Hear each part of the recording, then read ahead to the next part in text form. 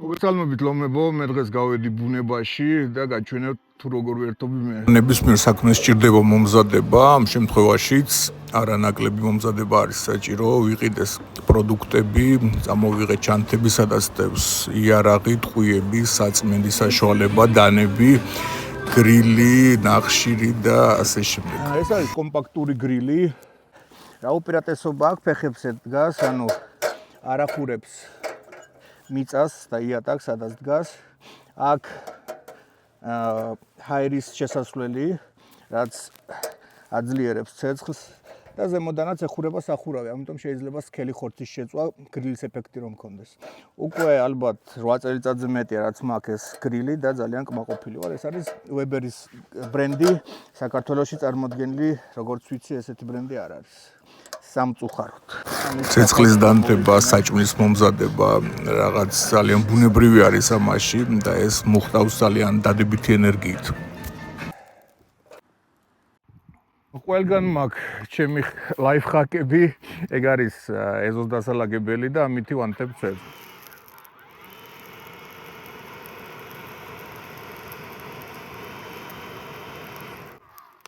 ჩემი აზრით ადამიანი და ბუნება იმდენად ერთმანეთში გორმონიული არის, რომ არანაირი ბრძოლა საჭირო არ არის. რადგანაც ჩვენ შექმნილი ვართ ბუნებაში და ბუნების ნაწილი ვართ, ეგ უფრო სწორი იქნება. ამიტომ ყველაფერი ჩვენ შორის გორმონიულად ხდება.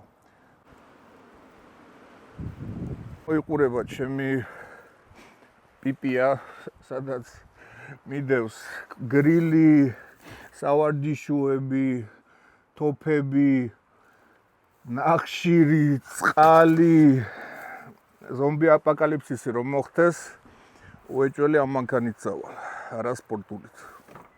ამაზე მეტად ცეცხლის დანთება მიყვარს, ბავშვობაში ორჯერ მოუკიდე მშობლების და ბებიას სახლს ცეცხლი.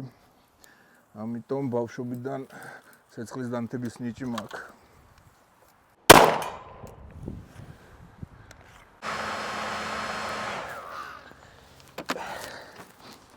შემდეგ ვიღებთ სახურავს,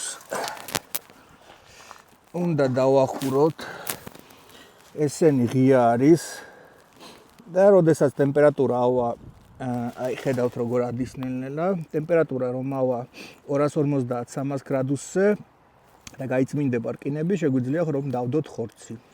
სანამ ხურდება გრილი და ემზადება იმისთვის, რომ გააკეთოს გემრიელი ხორცი, მე გავამზადე სამიზნეები, ვაგებ სპეციალურ ხეზე, რომ სიმყარე კონდეს, იმიტაციას აკეთებს ადამიანში სროლისას და ვაწებებ წინა ნასროლებზე შავ იზოლაციას, რომ ხელახლა გამოვიყენო.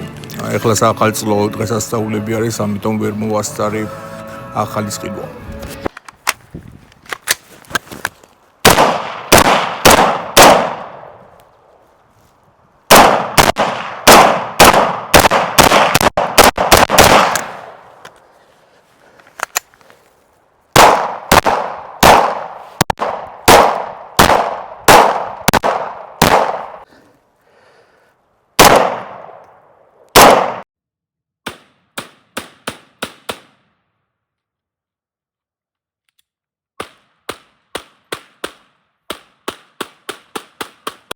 მინდა ასევე აღვნიშნო, რომ სროლის შესწავლის პროცესში ვარ, ასევე ვსწავლობ იარაღების სახეობას, კლასიფიცირებას და თეორიული ნაწილი საკმაოდ კარგად ვიცი.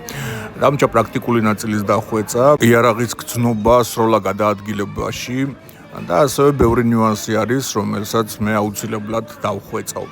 მინდა აღვნიშნო, რომ ძალიან მინდა მალე რომ თქვენთვის გავაკეთო განხილვა AK-47-ის, რომელსაც აქვს განსხვავებული კალიბრი 7.62-39-ზე და ჩემთვის ძალიან საინტერესოა, როგორ შეგრძნება სტოებს სროლის დროს. ასევე გავაკეთებ განხილვას AK-74 versus M4, საინტერესო ვიდეო იქნება და ძალიან ბევრი მწერს რომ გავაკეთო მაკაროვი პისტოლეტის განხილვა, ამიტომ ეგეც გელოდებათ მალე.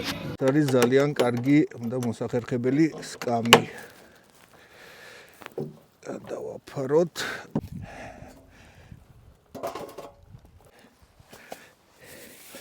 ცეცხლი სპეციალურად დავიყვანე დაბალ დონეზე, რომ კარგად ხარისხიანად შევწვა. რადგანაც როდესაც მაღალი ცეცხლი არის, ვერ ასწრებს ხორცის შიგნით შეწვას. ხრტილებიანი ვიყიდე. გაკეთების მხრივ დადებით ის არის, რომ სქელი ხორცები შეგვიძლია შევწვათ, რადგანაც შეგვიძლია თავი დავახუროთ და როგორც გრილი, ისე შეწვავს დიდ ნაჭერს ხორცს და გარედან არ დაიწვება. მეორე მომენტი დადებით ის არის, რომ მიუხედავად რომ ზომა მცირე არის, აქ ეტევა როგორც ერთ დიდ მანგალზე, ან ორ საშუალო მანგალზე, რადგანაც აქ ყოველი კუთხეში სიცხეს აძლევს ხორცს და მანგალზე როდესაც წვავთ, მხოლოდ ჯოხებზე შეიძლება. ამიტომ ლაგდება უფრო დიდი რაოდენობით ხორცი. რთულია, შემიძლია ტემპერატურა ვარეგულირო, გამოიყურება ლამაზად, არტოებს, ნაგავს. გაკეთების შემდეგ ყველაფერი შიგნით რჩება. მთავრე სროლა გადავდივარ გემრიელ გრილზე. ვისაც გეპატიჟებოდით და არ წამოდით, დაგწვეთ ახლა გული. გრილს ვაწყელებ 300 გრადუსამდე, რომ მთლიანად გაისუფთავდეს, გაიწმინდოს რეშოტკა. შემდეგ ჩამომყავს 250 გრადუსამდე, მე ამას ვაკეთებ ჰაერის შესვლის რეგულირებით. და ვიწყებ უკვე წვას სადღაც 200-220 გრადუსზე. მე მიყვარს დაბალი ცეცხლის ტემპერატურა, რომ ნაზად შეიწვას და შიგნითაც იყოს ხორცი მზად. თუ ძალიან სქელი ნაჭრებია ხორცის, როგორც გითხარით, გრილი მაძლევს საშუალებას, როგორც დუხოვკას ისე შევწვა სახურის მეშვეობით. ხორცი გამოვიდა ძალიან გემრიელი, ხრტილებიანი, ცხიმით. ზუსტადიც რაც მჭირდება, რომ აღვადგინო ძალები და მოვიდე კარგ განწყობაზე და ენერგიაზე.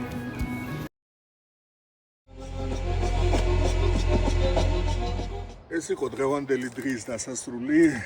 აუცილებლად გამოიწერეთ ჩემი TikTok, YouTube და Instagram არხი და გელოდებათ კიდევ უფრო მეტი ხარისხიანი კონტენტი.